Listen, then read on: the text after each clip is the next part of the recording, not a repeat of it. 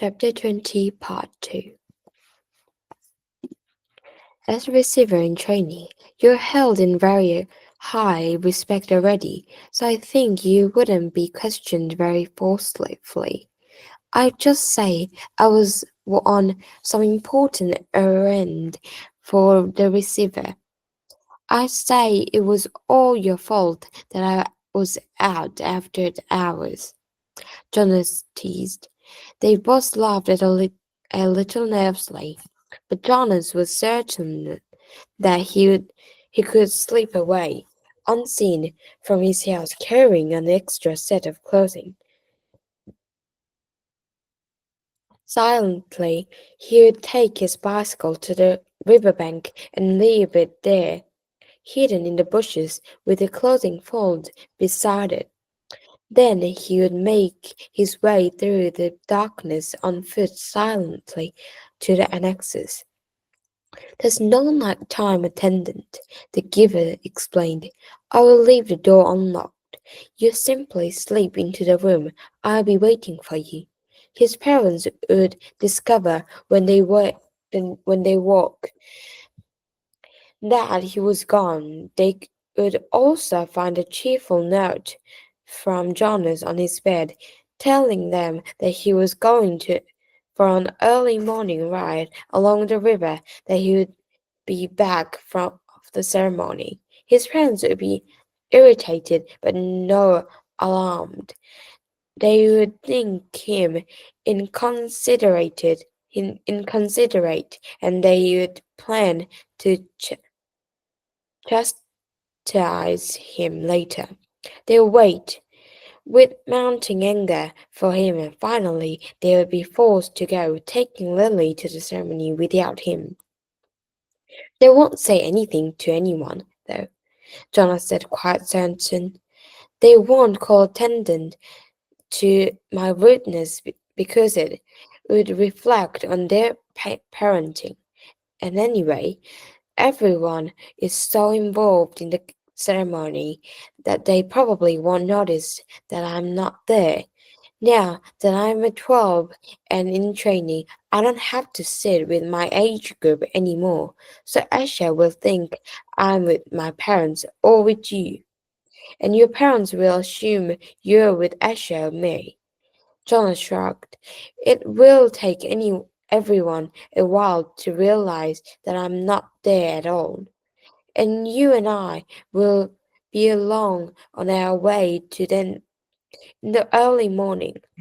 The giver would order vehicle and driver for the speaker. From the speaker, he visited the other communities, frequently meeting with their elders. His responsibility is extended over all the surrounding areas, so this would not be an unusual undertaking. Ordinarily, the giver did not attend the December ceremony. Last year he had been present because of the occasion of Jonas's selection, in which he was so involved, but his life was usual, quite separate from that all the community. No one would comment on his absence or on the fact that he had chosen this day to be away. When the driver and vehicle arrived, the giver would send the driver on some brief errand. During his absence, the giver would help Jonas hide in the storage area of the vehicle. He would have he would have him he would have with him a bundle of food which the giver would save from his own meals during the next 2 weeks. The ceremony would begin with all the community there, and by then Johnson the giver would be on their way. By midday, Johnson's absence would become apparent, and it would be a cause for a serious concern. The ceremony would not be disrupt. Such a disrupt would be unthinkable, but searchers would be sent out in the community. into the community. By the time his bicycle and clothing were found, the giver would be returning. Jonas by then would be on his own, making his journey elsewhere.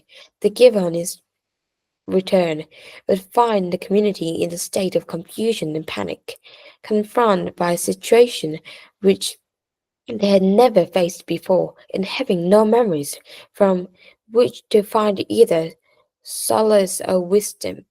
They would not know what to do and would seek his advice. He would go to the auditorium where the people would be gathered still.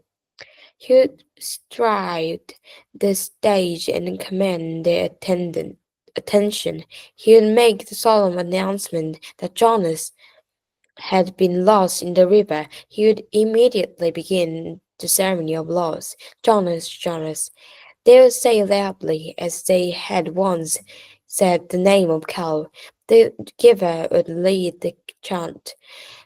Together they would let Jonas' presence in their lives fade away as they said his name in the unison more slowly, softer and softer, until he was disappearing from them, until he was no more than an occasional murmur.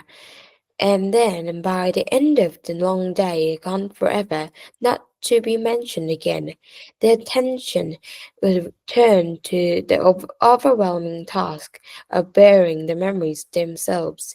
The giver would help them. Yes, I understand that. They'll need you, John had said at the end of lengthy discussion and planning. But I need you too. Please come with me. He knew the answer, even as he made the final plea. My work will finished, the giver had replied gently. When I have helped the community to change and become whole, I'm grateful to you, Jonas, because without you, I would never have figured out a way to bring out the change. But your role now is to escape, and your role is to say, and my role is to say, but don't you want to be with me, Giver? Jonas asked sadly. The giver hugged him. I love you, Jonas, he said, but I have another place to go. When my work here is finished, I want to be with my daughter. Jonas had been staring grimly at the floor. Now he looked up, startled. I didn't know you had a daughter, Giver. You told me that you'd had a spouse, but I never knew about your daughter. The giver smiled and nodded. For the first time in their long months together, Jonas saw him look truly happy. Her name was Rosemary, the giver said.